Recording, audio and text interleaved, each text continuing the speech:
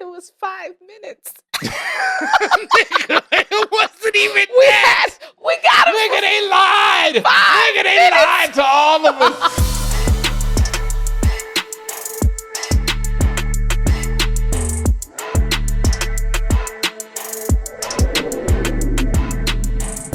And what's up, y'all, and welcome to Oh My God, what an episode of For All Nerds this is gonna be. It's your boy DJ Benhameen, aka Wakanda's favorite DJ, the Kevin Bacon of the internets. Keep that same energy on when you see me, Bobby Filet, Hollywood Hameen, here in the spaceship El Diablo Abogado. And as always, I'm joined by Tatiana King, the Grand Duchess of Tech, also known as Beretta Scott King, Glorilla, Rod, Flex, Luthor, Gucci Mane, DeLorean, Tatiana Kang, the Conqueror, the coldest winter soldier ever, and Doc Aki. Woo, woo, woo. All right, folks. Look, you've already seen it if you're watching this. This is going to be a spoiler-filled review of the first two episodes of Daredevil Born Again. Shout outs to all of the devil's advocates out there watching and listening right now. All of the fan base, right? El Diablo Abogados out there in the universe. Very nice. Rihanna got the Navy. We got the devil's advocates. Yes. Before we start cursing up a storm and doing other things, you know, I don't have no liquor to pour out for my mans. Like I said, folks, this is a spoiler-filled review. Spoiler! That is your last warning. If you have not seen the first two episodes of Daredevil Born Again out now on Disney+, do not go any further. And don't listen to anyone if you haven't. Go watch them right now before you watch anyone, before you talk to anyone, if you have any interest in this. All right, we're now well past a minute. You got it, sir. Let me just say right off the break. Nice incense you got there. Rest in power to a real one. Oh. Foggy Nelson. It was 5 minutes. Nigga, it wasn't even that. We got him. Nigga, they lied. 5 Nigga, they minutes. lied to all of us. These niggas said, we bringing them back. My man, the showrunner, said, I wouldn't do this show without my man Foggy Nelson. For 5 minutes, maybe, because after that, I'm putting hot ones in Foggy. Hot pockets, straight up to Foggy, right out the microwave. Hot pockets, nigga. Hot pockets. Like, boy, he caught it. He caught that shit clean. Oh my gosh! Listen, I am going to commend them for just doing some left field shit. But nigga, you lied. Like. Nigga, but like maybe 2 days before we saw the episode, I was on some random forum and they were talking about what they expected to see in season 2, and somebody was like, "Oh, they bringing all the characters back," and somebody else was like, "Well, yeah, I hope they kill Foggy because I never liked him anyway." And I wanted to find that man and be like, "Bruh, they about to make you so happy." Well, you know, and also give me some lottery numbers, my nigga, because I'm actually curious. Right, for real, I'm actually curious what people thought about Foggy because I thought like people didn't like dislike him. I just thought like people was like, oh, he's just part of the gang. Like he's part of the Scooby-Doo gang. Like I didn't know. The Daredevil comics, I never liked that nigga. It was just the name, Foggy. Well, forget the comics. What about the live action Foggy. Him? What about the live action this version of I didn't mind him. And I was tight when my man caught that hot pocket, fam. But you know what was funny? Like when he was on screen and like, because you know the characters look a little different, and I was like, oh, he got a nice cut. He looked right. clean, I was like, oh, sharp. Foggy been working out. They gave him some money. He was looking like Turtle in later seasons of Entourage. Yeah. I said he cleaned up real nice, and then it's just real nice. Pow. And then he got cleaned up real nice. Oh man, who did the body? But yeah, so that was a big shocker. Lord have mercy. Like I can't imagine what the internet is going through right now. Because we saw this early. So we've been on it. We've been sitting on this since we dropped the spoiler free review. You know, we've been like, oh my God. And they murdered that man. Like they murdered him in cold blood. I fully expected the actor to be in, Foggy to be in flashbacks probably, at some point. Well, yeah. But wow. Yeah, because it's telegraphing. Again, you can't trust IMDb all the way, but it's telegraphing that he will be showing up in some capacity. Like you said, maybe it'll be a flashback. Maybe it'll be a, this is your conscience speaking type shit. Like, I don't fucking know. But like, it was happening, I sat there and I said, well, goddamn. Like, I literally yelled that out loud because I was just like, well, wait a minute. Wait. But let me say this, though. And I'm sorry, Foggy, it had to be you. But that was so fucking cool. Better you than my girl. But listen, but what I want to say to is that was so fucking cool how they did it though, because that was one of the most realer. It's not a true. I could tell there's probably some digital cuts there, but that one shot ish scene. That includes you, Foggy. I'm sorry, it includes you. But you was part of the one shot. I mean, laying on the ground and bleeding out. We had mentioned this in our no spoiler review, how this show is doing so a little bit different, but really fantastic way of showing Daredevil's powers or his heightened senses, if you will. Mm-hmm. That whole fucking one shot quote where my man's is fighting, going off on Poindexter or whatever. And he's listening for Foggy's heartbeat every so often. Like, bruh, is my nigga alive? Who thought of that? That shit was intense. And then that approach follows Matt throughout, at least the first two episodes, that follows him about where he's supposed to be focused on the one thing, but then he think he Dr. Manhattan and could be listening in on everything, right? And to his detriment. Well, I mean, to some people's benefit and detriment. Yeah. Benefit and detriment, because we see it go both ways. But I mean, like in that situation, there was nothing he could really do. Right. It was just... and you know how cold. And again, I'm sorry, Foggy, but that shit was fire. You know how cold that is to be like, you bang, you getting it in, da da da, pop pop pop. Is my nigga alive? No. I gotta check in for a nigga and that tells you like the type of person he is. Like, in the middle of all this, wop wop. Is my man's? Is he gonna be okay? No, he ain't gonna be okay. That's the other part. Nitty gritty. We are back to the fucking streets. No, your nigga ain't making it. I mean, that nigga caught one straight to the heart. Like, and that's not Kate Page. When I seen her like going like this, I said, "Oh no, he's cooked." I knew he was cooked when I realized who shot him. When I was like, "Oh shit, that's Bullseye." Right, I said Bullseye in my head. Yeah, I'm like, "Oh goodness, it is." Because of the thing with the fly, right? It is, son. That fly shot, yo. I mean, like Bullseye is one of them characters. If you read him in the comics, he is just, that he's terrifying. To be played with. Yeah, he is terrifying. I remember he fought Captain America one time, and I remember being terrified for Cap. Bullseye, as I was reading that issue, because I was like, this dude is a monster, and he can kill you with anything. And imagine you can't see him. That's the other part. Like, you doing on your sniper shit. You can't see. Snipers are scary in general, right? But imagine a nigga that don't miss. And then for that to be happening and Paige be in the center and all the shit happen around her, but she being left to just be alive, because he could have whopped her real quick. He was trying to whop her. He walks I don't up to know, Ben. I mean, it looked like he was purposefully dodging her. No, he walks up to give her the whop. That is his point. Hello, Karen. He says it to her, pulls up the gun. But he wanted to do it personally. Yeah, he wanted to make sure she saw who it was. He was terrorizing her when he was in sniper mode. He was terrorizing her, and that's what I'm saying. Why? Oh, he could have got her. Yeah, like he could have got her. Yeah, but no, he didn't want to do that. No, exactly. Someone He's a monster. Easy, light work. Oh my gosh, no, that shit was hard. That shit was so hard. But that is kind of that's how the season starts. Like, that shit is insane. Like, these niggas did a big one, okay, with these first two episodes, and the reintroduction to Wilson Fisk, the artist formerly known as Kingpin, according to him.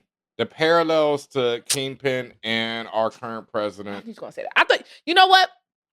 There's some parallels, but also I'm and also to our current mayor. I was gonna say I'm getting more, Mayor Eric Mixie Adams in this, because always want to be up in with the people and all this other stuff, and even just a tad bit smarter about it. Like, I actually liken him more to Mayor Adams.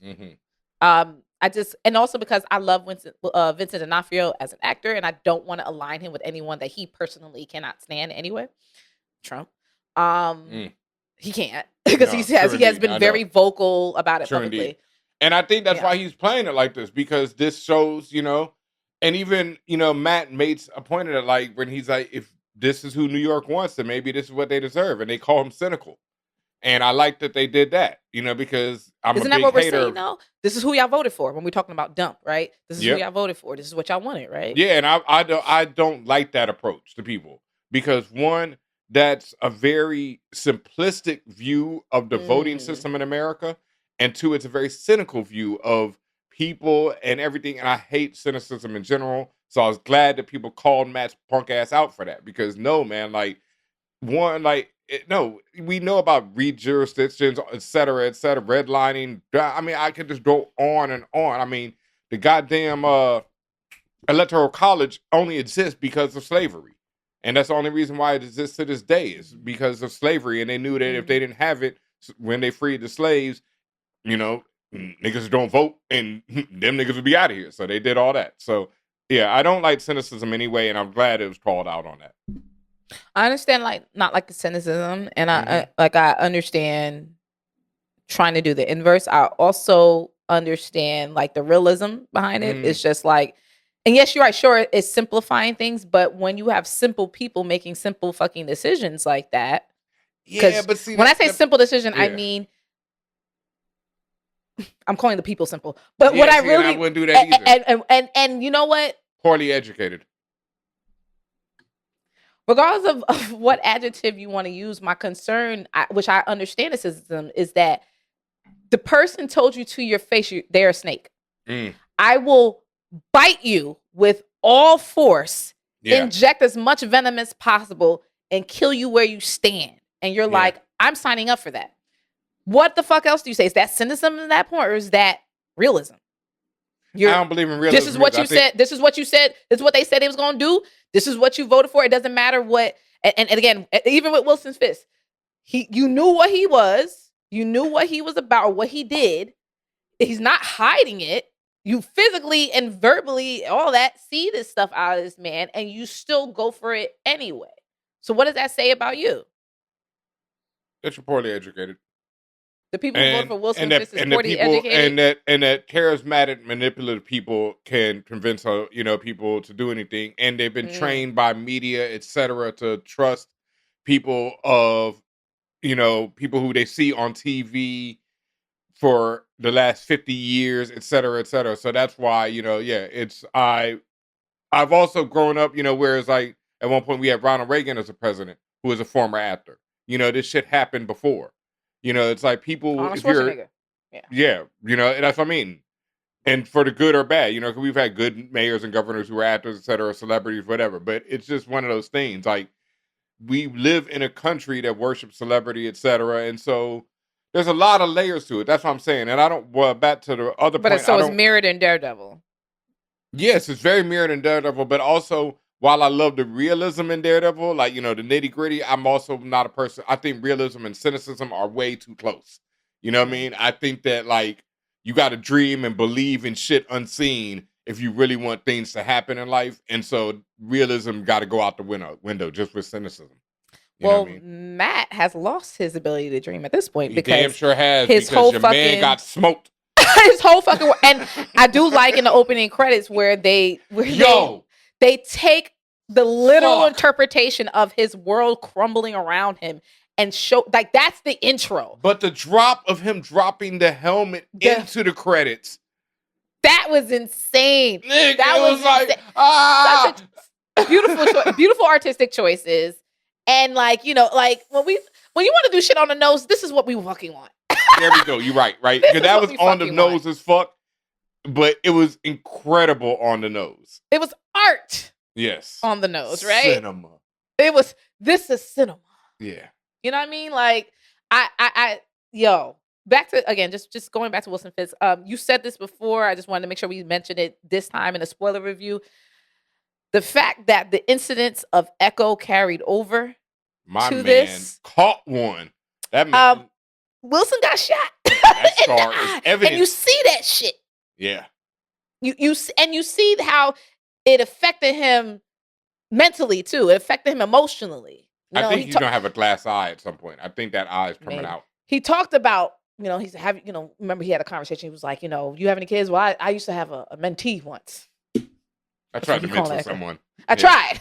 He said I tried to mentor someone. And then Matt with his one-liner, that didn't go through where it did it, nigga. Like, did they shoot you in the face?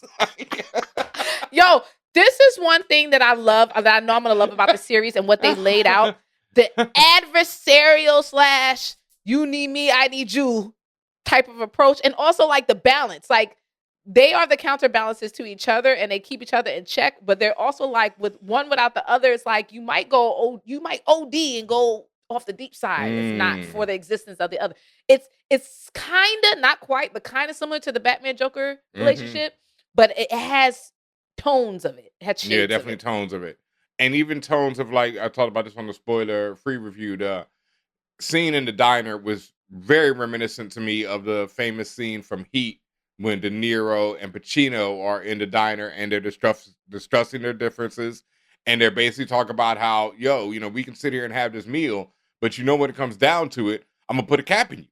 You know what I mean? Like, if you fuck up, I'm going to put a cap in you. Cross that line, you're going to fuck around and find out. And when it comes out in the movie, one of them puts a cap in the other, So and can I just say, I love the way that scene even looked. Like the dining scene where we had the camera just positioned. It looked like a fucking panel from a comic book where you have this hulking figure of Wilson Fisk. And he's literally dominating the table. They purposely had Vincent. Maybe this was Vincent D'Onofrio's approach.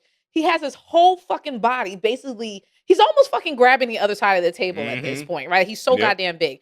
And then you see Daredevil just sitting there like, he's like this little guy, even though it's tricks, right? He's just sitting there like, oh, I'm not domineering at all, right? Knowing this man could, fuck shit up. And he's just looking up at Vincent and just reading his ass, going in on his ass, snapping on him. And, Kingpin just talking back to him. And you just see the electricity between. These are actors. You see that fucking, I will fucking bite your head off type energy. There will be repercussions if you ever. Right. Like it was dead ass. It was dead ass on some, the devil, speaking to his archangel type shit. Like, I got something to say to you. Like it's palpable. And this is why you got to have the original cast, because they have that history. They literally have that history between the real life people who are giving life to these characters and the characters themselves. They breathed life into these characters all these years, and they embody these characters. Winston D'Onofrio is Wilson Fisk. Yeah. Wilson, he's up. It's like Charlie Cox, Vincent are up there with Robert Downey Jr. in terms of, perfection. As Tony. John Bernthal is another, like, I knew when they cast him that he was going to be one of the greatest Punishers of all time. I mean, I got to can't replace because, and again, that's not to say no one else can ever have a chance. I'll see you in 15 years when the MCU resets again like the Matrix. That's not what I'm saying. Right now, nah. This is it. Yeah, 15 years, sure. We didn't really shout her out on the spoiler free, but let's do it now. Ayelet Zur, who plays Vanessa Fisk. There is some, God. You want to talk some drama? You want to talk some electricity? The drama, and I love it. Again, just because remember everything this nigga Kingpin was doing, Vanessa, like Vanessa's his Martha, where it's just like that's the trump card, that's the name, that's the person you say, and everything changes for him, right? And whether Didn't he crush somebody's head, over Vanessa, and that was And to what Benhameen's saying, like, once again, when we talk about palpable energy, when we talk about relationships between characters, the way it jumps from the page to the screen in this show, and it's another thing where it's like, it's scary seeing them interact, Vanessa and Wilson, because you're just like, this feels very domestic right now, right? And not in the good way domestic, the negative way domestic. This feels like it could go domestic any minute. On either side. And you want to talk about like how, Daredevil and Kingpin keep each other in check. Now that Vanessa is back, woke and, awake, it's like are they really keeping each other in check? Or are they going to drive each other more, down their path? Are they like Bobby and Whitney? They dragging each other down a little bit. They giving me Bobby and Whitney. They give me a little bit. And then the twist that they did for the second episode, like with them trying to quote work it out, I don't know, man. This might get worse. Yeah. Oh, might. It might get real worse. Because also, like, even though that there's clearly, and this is what we call a toxic relationship, even though they love each other, they clearly have lots of animosity to each other, too. Yes. Yeah. And it's one of those things where he's lived a whole life where she was in her coma. And then she gets out of the coma. He gets hurt.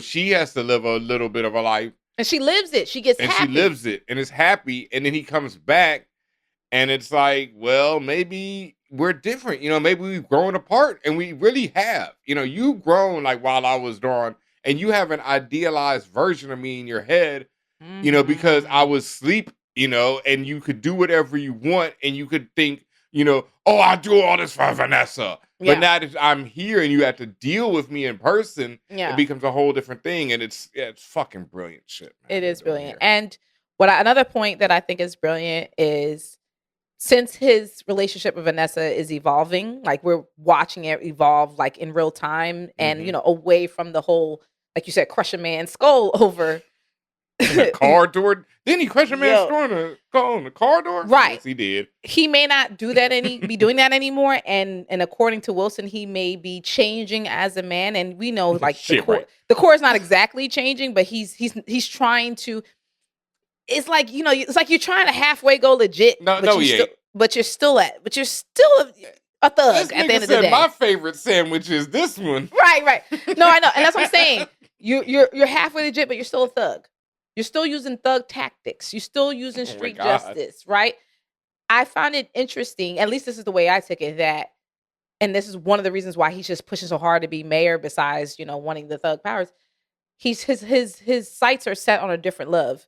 The love of the city, the love of the power, the love of, like, he has this, that's one of the major fatal flaws of Wilson Fisk. Like, yes, just having power and needing power over something or someone, but loving someone so much that he has to have full control over them. He doesn't have that anymore, or is losing that when it comes to Vanessa.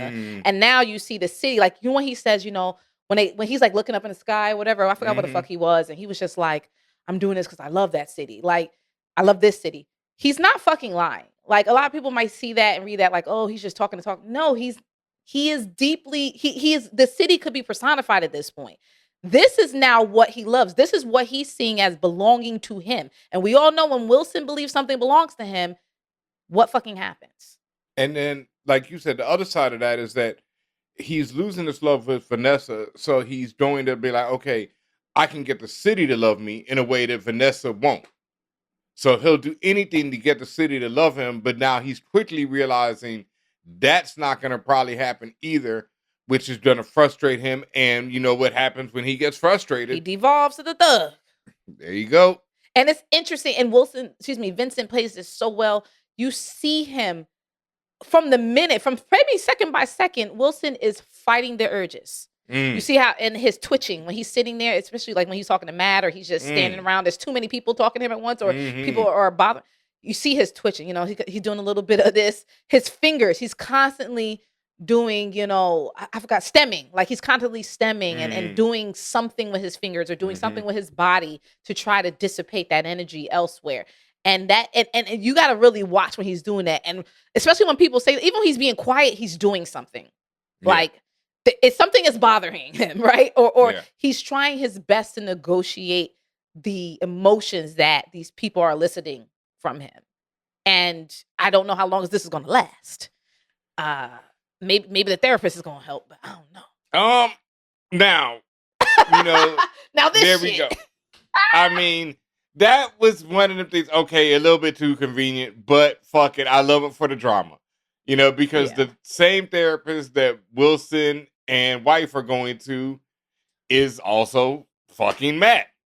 And we know that's not going to work out anyway. That's going to come up. Wilson going to find out. And did Wilson's henchmen do this shit on purpose? I'm trying to. He already knew? Like, Because he's very conniving, and you're really not supposed to like him from jump. He's already Buck conniving. Cashman. Yes, Buck, and he seems very like he knows what's going on. And I'm wondering if he did some, detailing in the background and was like, aha. I'm not sure if Buck Cashman is the character's real name. I don't think it's the Rose, but there's two characters who are usually associated with Kingpin.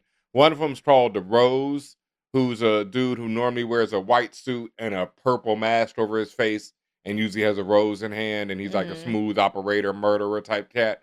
And then there's the Arranger, and the Arranger is just what his name says he is. He arranges things, so he sets everything up for the Kingpin. Yeah, he gets everything done, all that type of stuff. So I'm not sure if Buck might be the Arranger. I'm not sure if that's or Daniel, played by Michael Gandolfini. I'm not sure which of these two, because Daniel Blade's name seems more familiar. I didn't look that up before we started. I'm trying to approach this like, let's see what happens more so than that's a Marvel Comics reference. So we'll see if either of them evolves into those characters, but Buck is definitely on that Arranger type shit. Now, I don't know, because I don't think Kingpin's the only one who knows Matt is Daredevil. Yeah. Buck doesn't know that shit. No, but he knows that he has a contentious relationship with Matt. True. So why not dig into Matt's life and find out who he's dating? Damn it. He's dating. Right. And I knew that he didn't know his secret. I'm just saying, as a Matt Murdock perspective, he knows what that is. You right. And remember when Matt pulled up on him when he was walking outside the press conference? No, and he was looking at him wild, like, nigga, why are you here? No, you saw on point, and that makes it so much like smarter than it being this wild, convenient shit. He had this look, Buck, or whatever he is. No, Buck was on it. When he was like making her. This nigga? Yeah, when he first showed, because it was two scenes, like he first showed that up. Part, yep. He had a look on his face, and then when he made her sign the NDA or whatever, he made her sign. He was like, I got him. I got you. Like, and maybe I could be giving him too much credit, but it just seems to your point, it can't be that convenient. No, Buck seems like he is the Arranger. I don't think the Rose. I think he's going for the the role of the Arranger, definitely. Okay.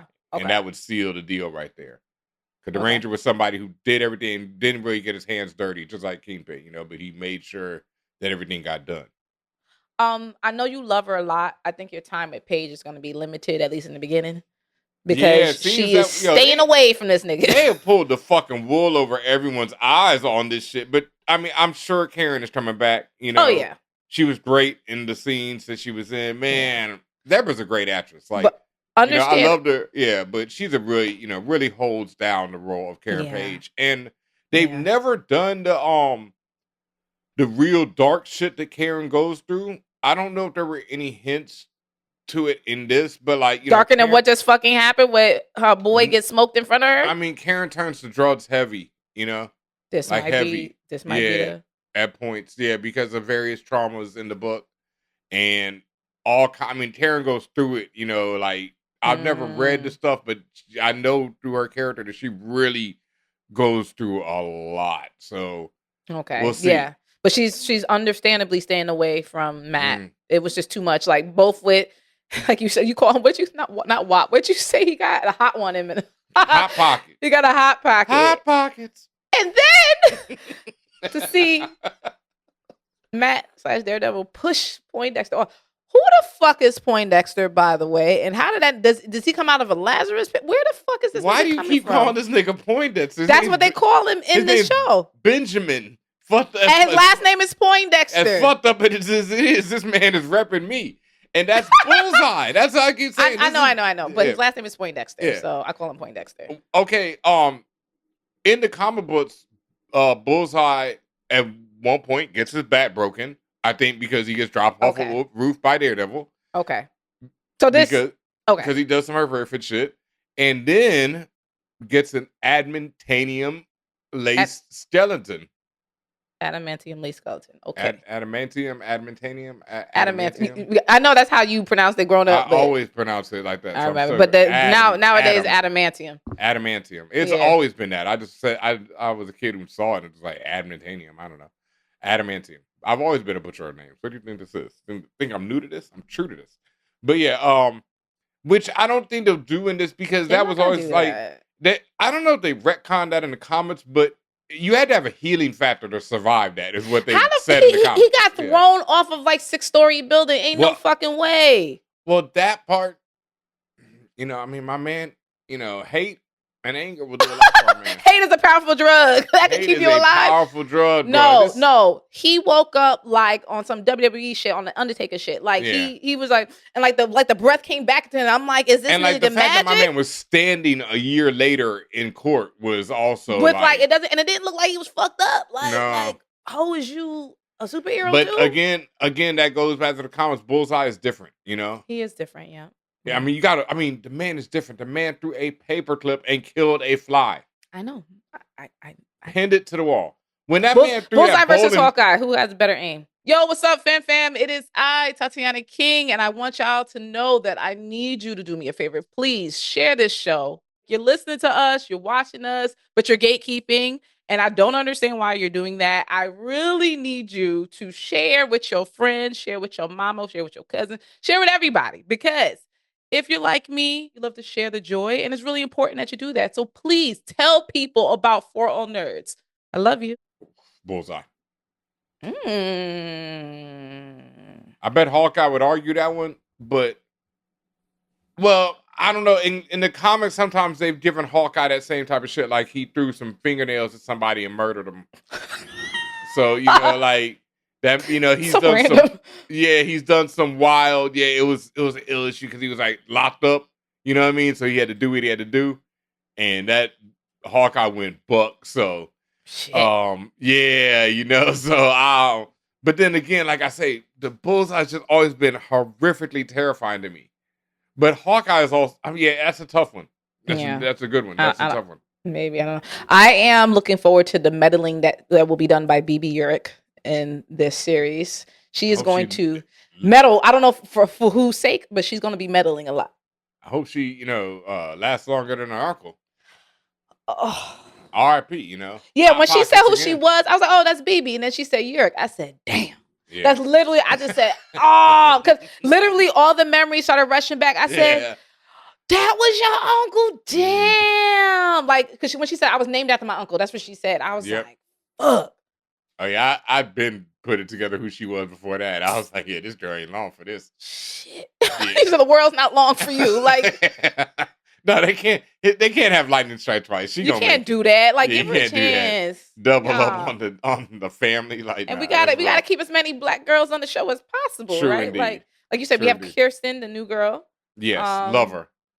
Who she played by? You said what's her name? Nikki M. James. Yeah, I can't remember what series that I know her from, but it's gonna pop in my head as soon as we finish the show. But I've always liked her as an actress, and I like her relationship. I like how she came in and did the firm with Matt after the death of, after my man Foggy. The firm. Yep. Laid it down, or got laid down. Laid it down. Well, your girl, she was in Severance.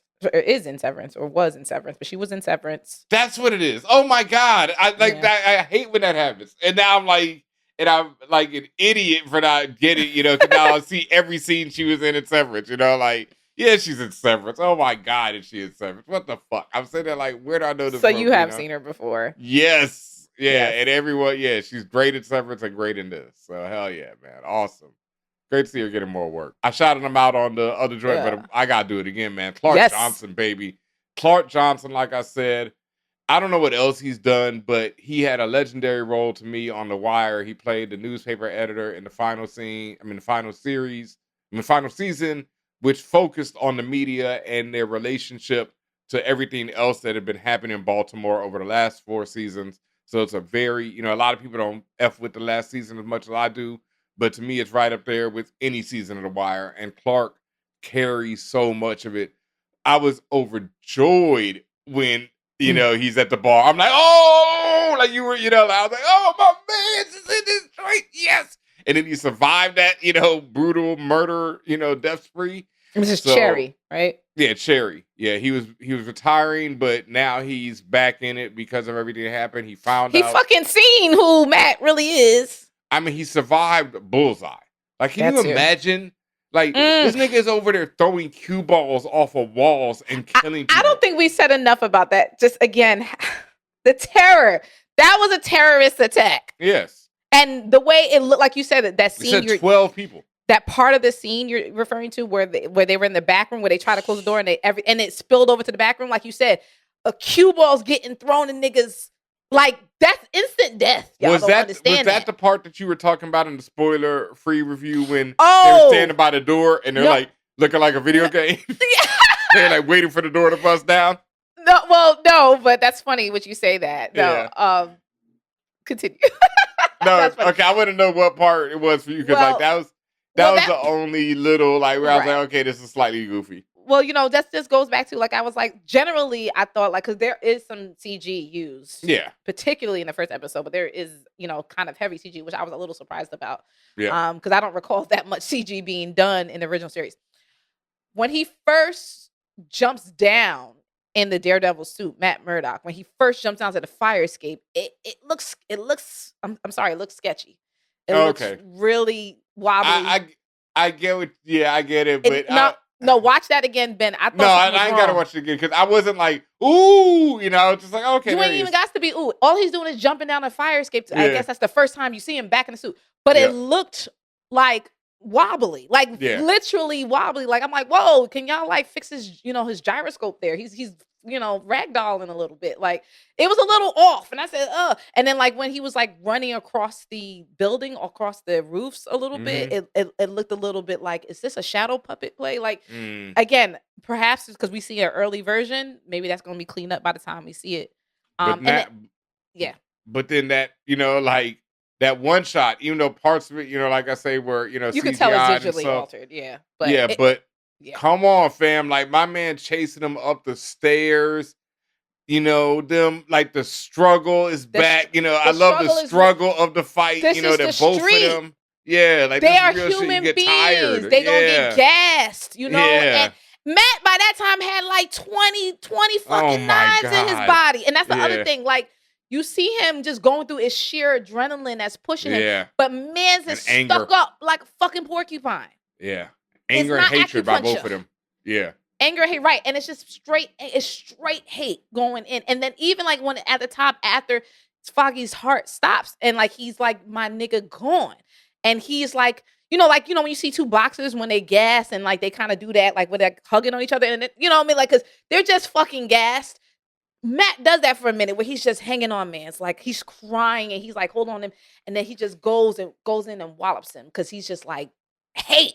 Mm-hmm. And then you got to remember, like, this is the second time that Matt has like ruined Bullseye, because he was damn near, crippled up at the last time we saw him in Daredevil season 3. So you right, like he fire Marshall Bill or some shit. Cause this nigga just keep coming back. It was just wild how he did that. That's why I mean when I'm like, who is this nigga? Because there ain't no fucking way.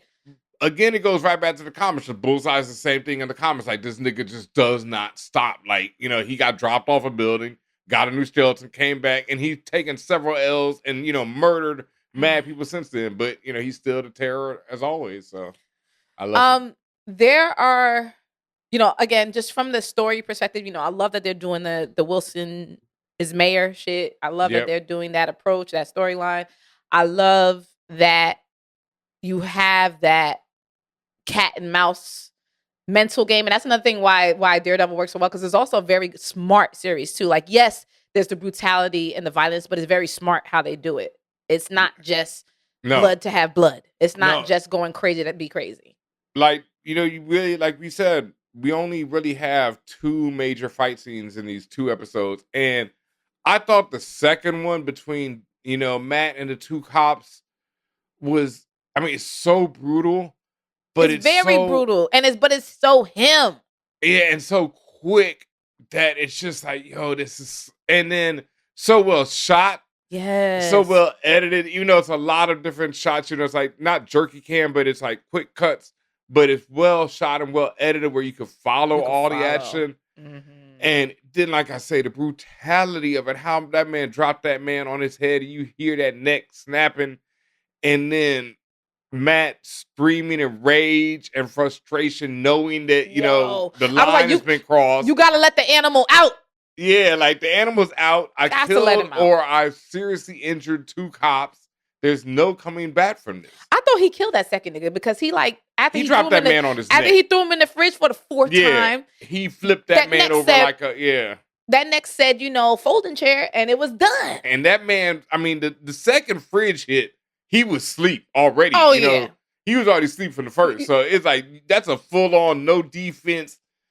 That will kill you alone. And like you said, fold and chair your neck. Like, nah, bro, it's a wrap. This I know a show is successful because I'm at the screen yelling. I said, Matt, no. Matt, no. I said, you hit him enough, Matt. You hit him. And at the first time I said, you hit him enough, Matt. No. And he's still going. I said, Matt, you gonna kill him, Matt. You finna kill him. that man said, you don't want to do this. He has no choice. And that's the other part. When you force someone's hand, they forced his hand. You don't want to do this. Forced him to go back to, as they call it, vigilantism. Yeah. You forced this on him because you wanted to be fucking 12. You wanted to do 12 shit with your 12 friends. Here we are. There's a jig-a-lot for everything. You gonna make me turn back to the old me. Like, I ain't a killer, but don't push me. I mean, come on. Listen, I had a question for you. That's when right there with Foggy. Wilson and friends was in the traffic, and he was like, "What the fuck is the problem?" They was like, "Oh, there's a hole in the street." And he jumped out and he went to go look and investigate the hole. Is that from the incident that happened in the MCU with Spider-Man? And I'm not to say like this hole looks familiar, but just the way it was broken on that particular highway, freeway, raised, elevated roadway, it looked very much like an incident occurred there that we had seen in either a show or a movie. Interesting. And I wanted to connect it to something Spider-Man related because Spider-Man is in this universe. I don't know which version, but Spider-Man is in this universe. I think it's a Tom Holland version, but no. Okay, now there we go. Know. I didn't want to say this in the spoiler-free review, but I can tell you exactly where Daredevil Born Again is taking place. Daredevil Born Again. Remind me that I have a question for you. Daredevil Born Again is taking place sometime after the blip, because at one point we see the Broadway ad for the Captain America play for the musical. Yep. So you saw that ad? Yeah, you see the yellow, because I remember it being yellow and black writing, and the ad is not the exact. It doesn't say Captain America the musical. It says the musical that defines all the great moments of our times, and that's the Captain America the musical. Yep. And this could be a reach. But musicals go, especially good ones, go on forever. Like The Lion King's been on Broadway for 20 years. Yeah, like I say, this is either Hawkeye, which is recent, or present day. Because remember, Hawkeye took place when right before or after No Way Home.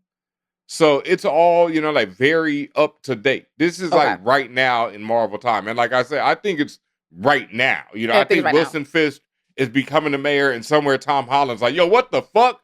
And nobody knows who I am. I can't. Right, no one knows who he is. Right. Yeah, that's where I think we're at right now. Even so, if that's the case, I still think this might be something connected to an actual incident that we saw elsewhere, because the way the hole looked, that could be No Way Home. You're right.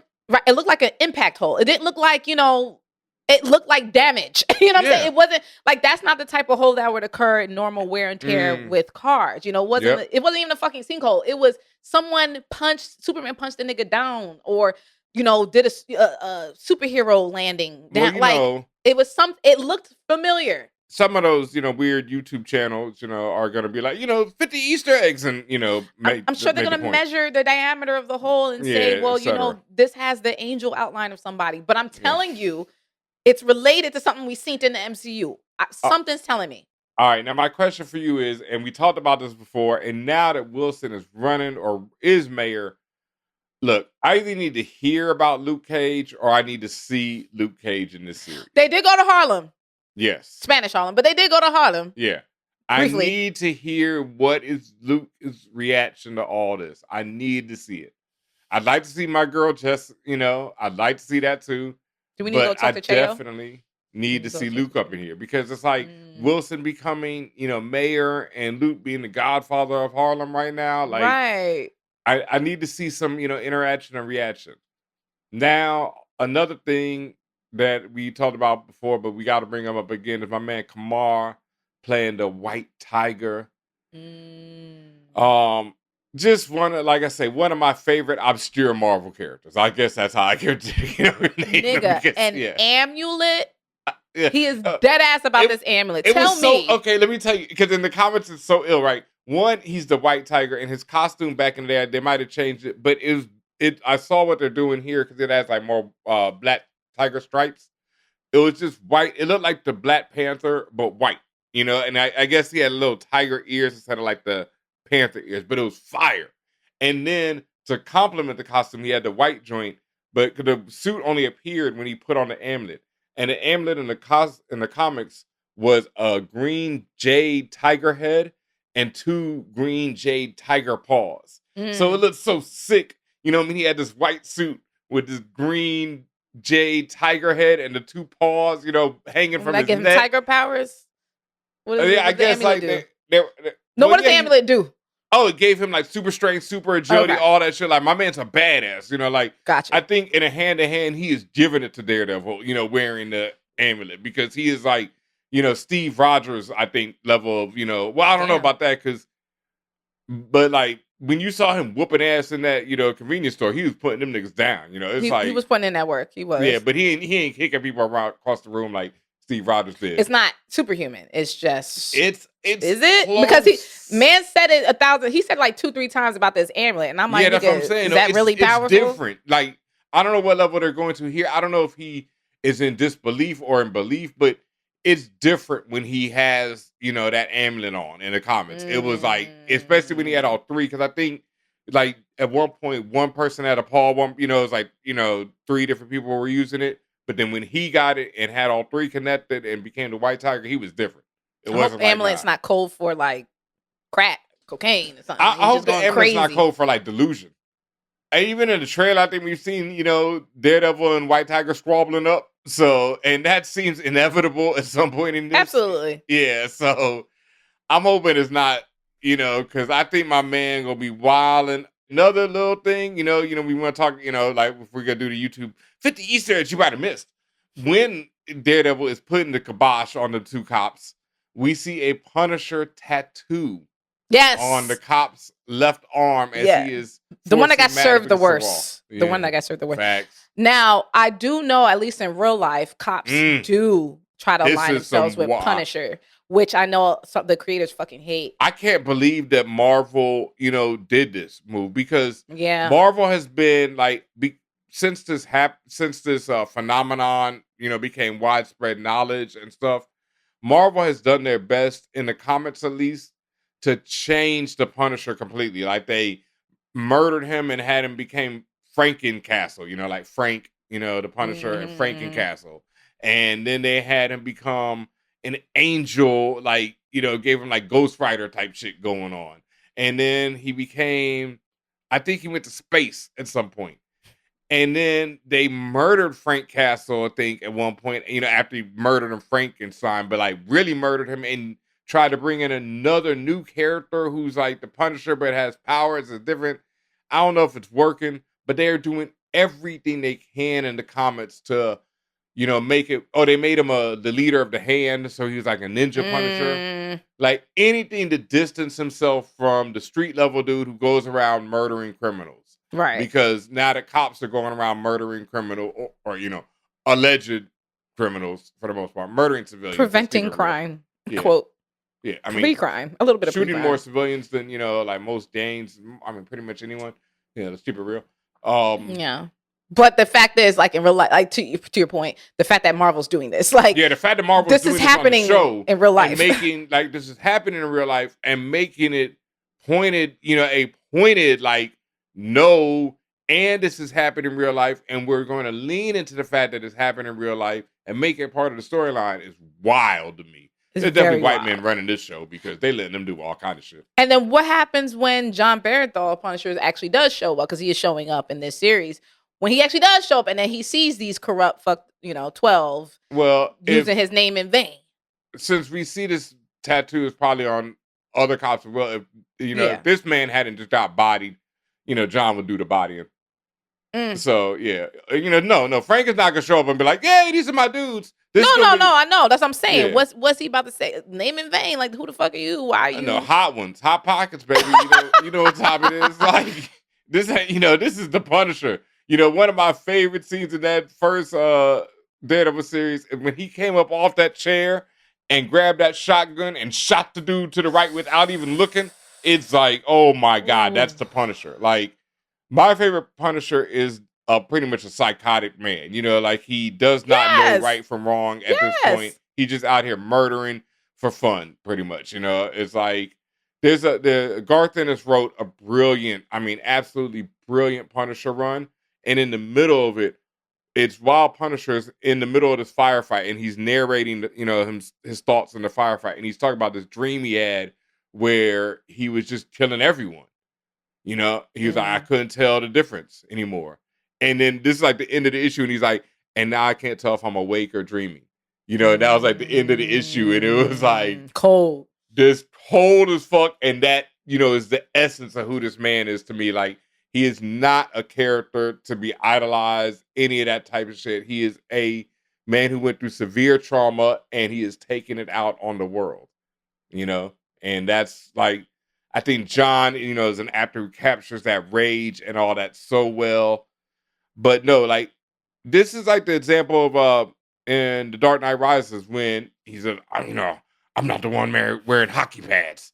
When he fights the Batman impersonators in the beginning of it. And, they're wearing hockey pads. Because the dude's like, what's the difference between me and you? I'm not the one wearing hockey pads, So it's like when Punisher sees these cops, he should be like, y'all niggas think y'all meat? Y'all caricatures. Y'all niggas' wife and kids weren't killed.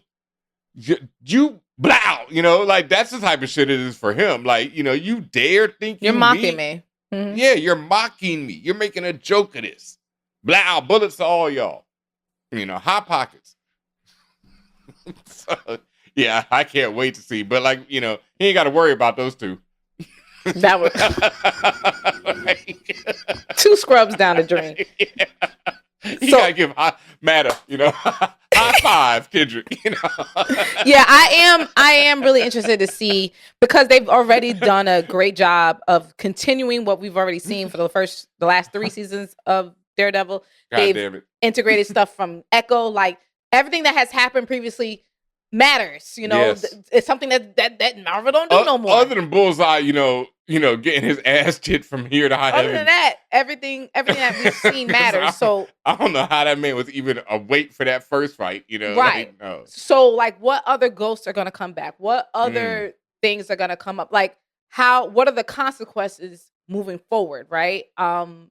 That's what I'm like interested in seeing how they're gonna handle that because I'm all in at this point. Like, there's nothing you can do to like turn me away from this shit at this point. Like, there's nothing you could probably tell me either. I'm like, I'm gonna have to see this through to the end because this shit is insane. They are insane with where they're going with this. They bodied Foggy. Like, I cannot believe it, bro.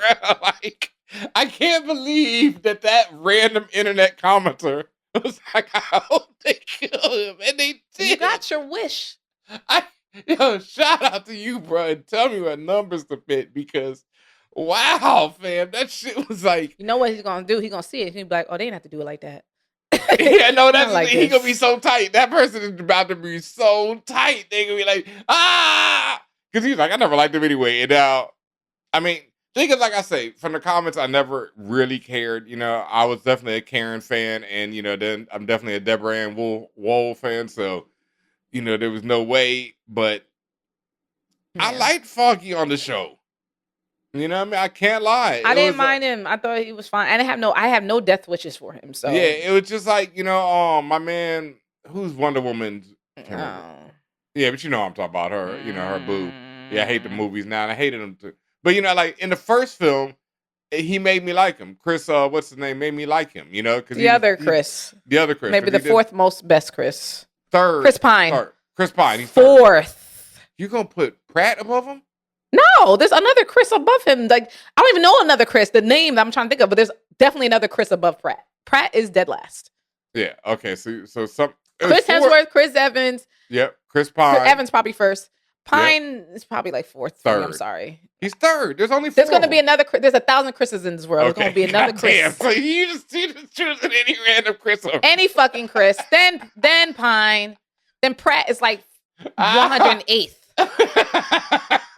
Like, if that. I feel you. All right, I feel you.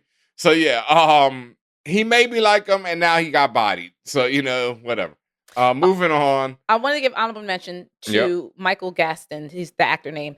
He played the commissioner. He plays the commissioner and the police commissioner. The way he fucking did Wilson, like the way he read him for fucking filth. And the way he got served. He basically called him a street rat. And that shit, I was fucking on the floor. That sent me so bad when I was just like, he was just like, the fuck you're doing here? Like, it's just so New York though. It's like, he don't give a fuck. And just, oh my God. I when I say the whole cat and mouse game, not just with Murdoch, but with everybody, everyone's, it's like, I hate this nigga Wilson, and the way that they're just gonna like try to resist in their own little ways, and the way Wilson is gonna make them pay for it. That's the other part. Like, geez, this shit is insane. I'm loving it. That's the other part, because Wilson got played in that scene and got read for filth, and then he immediately told him, "I was like, how do you like your So what are you trying to say? Homeboy life had a love child? He's like, oh, yep. Like he said, that's a secret son, right? He did some Drake shit. Yep. Nigga. And I'll body that little nigga too. And I'll nigga. Just like Foggy, nigga, anyone can catch it. Man. I do think he had nothing to do with Bullseye coming through, though. I think Bullseye was just on that, No, I believe him. That's what I'm saying. Yeah. I believe Bullseye him. He was just on like, that aggro shit. Because that's also not Wilson. He is on some aggro shit. That's not Wilson's style. Wilson will come down there and strangle you his damn self if he feels like, that aggy. You walk in the room and that nigga's just like, die, nigga, die. Yeah, no, I believed Wilson when he said he had nothing to do with that. And also, if he was lying, Murdoch would have knew. Matt would have knew right away. Like he can read people, right? He could hear the heartbeat. He's a walking. I almost said teleprompter, the telegraph machine, the telephone.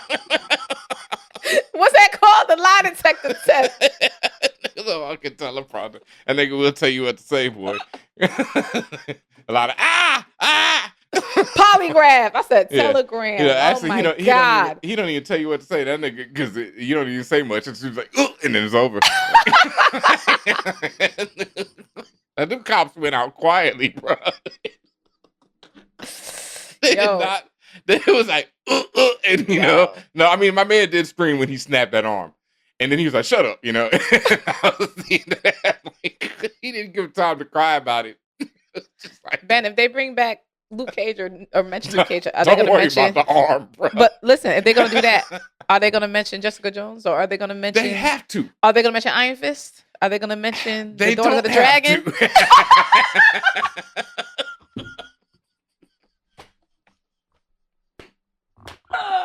Oh my God! You real? Like, they don't have to. Oh man! The Rand Corporation can get mentioned, and then keep it moving. Passing, like Ratson. Yeah, like Ratson, you know what I mean? Like Rand and Ratson and a buyout, something, and all right, cool. Yeah. That's great. That's great. But I do like, the new Iron Fist shorty, so they could bring her through. Look, we're gonna get more than one season of this. There is no reason that eventually we don't get all these cats back. And I'll even the same niggas though. I could do without Iron Fist. I could do without Homeboy. Look, you know what? Fuck it, because that man's had like damn near 10 years at this point. If he ain't learned how to so fight we can just be annoyed for the 2025 and beyond. No. So watch though. It would be crazy. Like, remember was it Ozzy Osbourne's son? Remember that nigga went and learned how to kickbox and like got cut up? Like what if young Iron Fist come back? It's been 10 years, nigga. Like, how about he come back and they fade him like they did Foggy? Why not? Out of here. I wouldn't do the second season unless we had Iron Fist involved.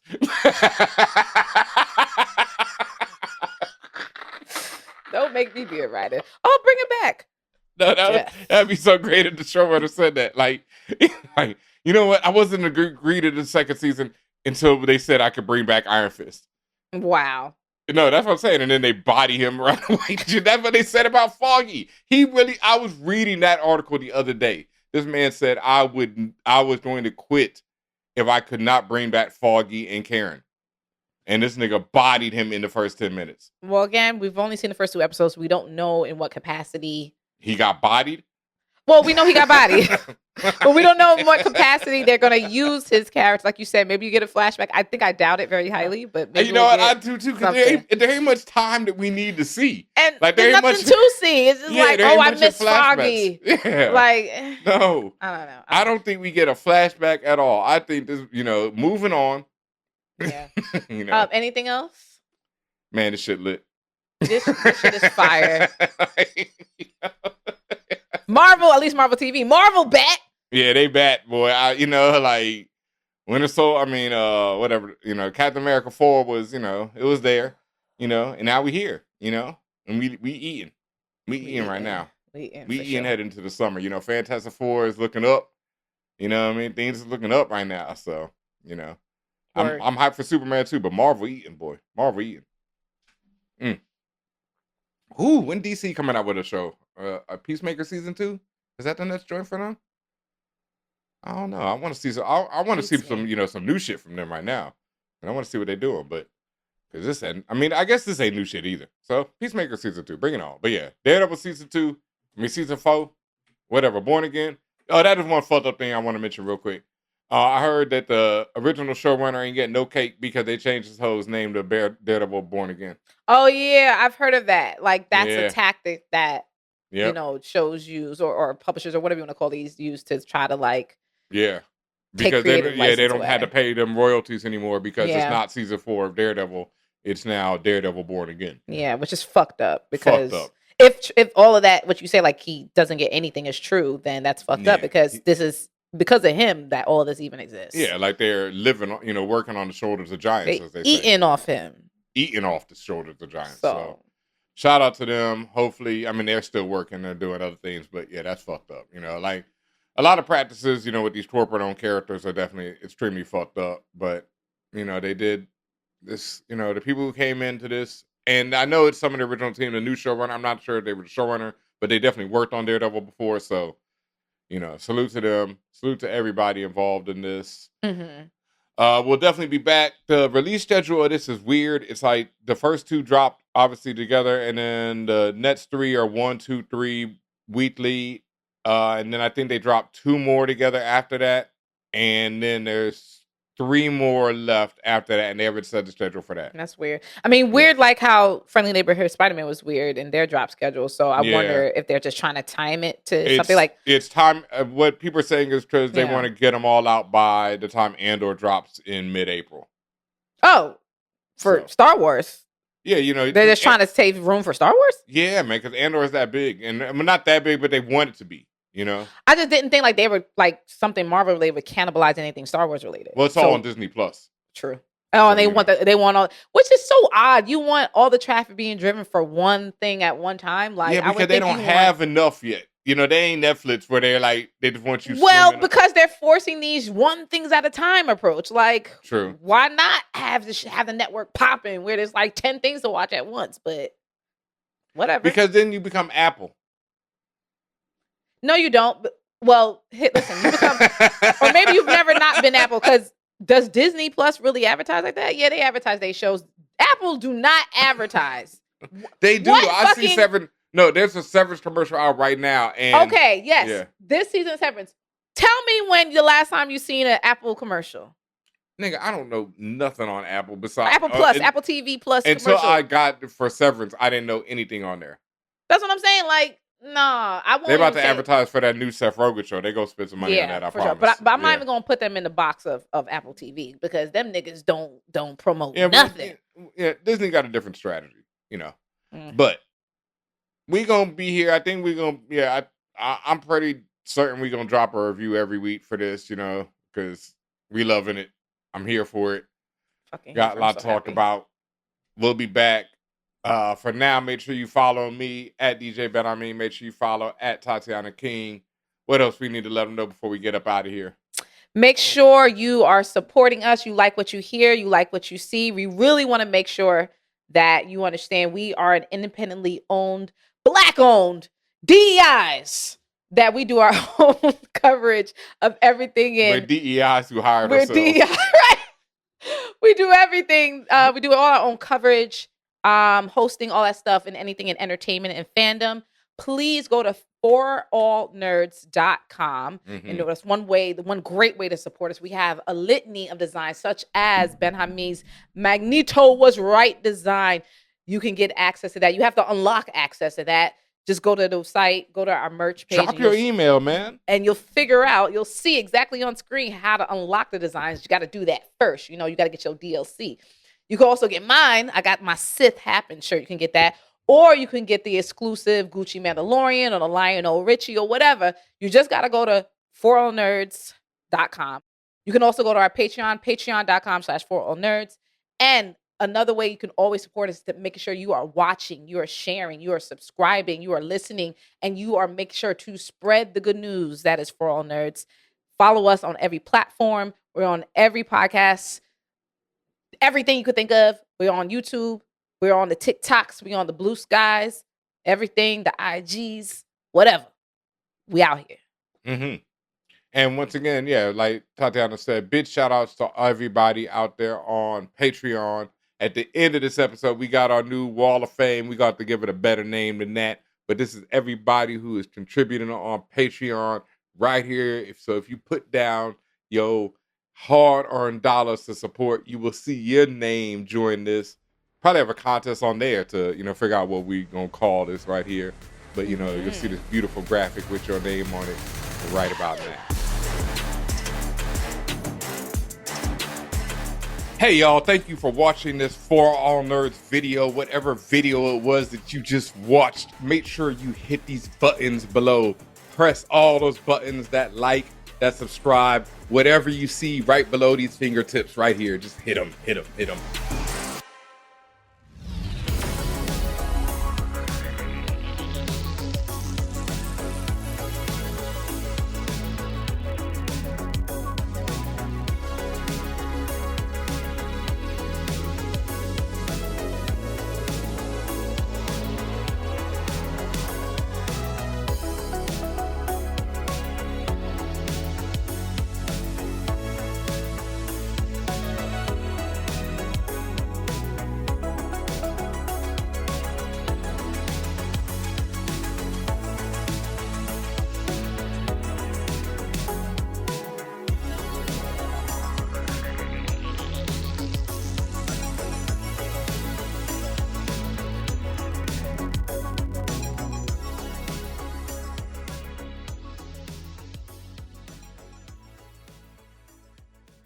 For All Nerds Show is a member of the Loudspeakers Network, where we always say rest in peace to our founder, Combat Jack. For All Nerds Show is powered by our listeners. Everything we do, from our podcasts, live events, our website, are all independently funded. Please continue to support us through our Patreon page at patreon.com/forallnerds.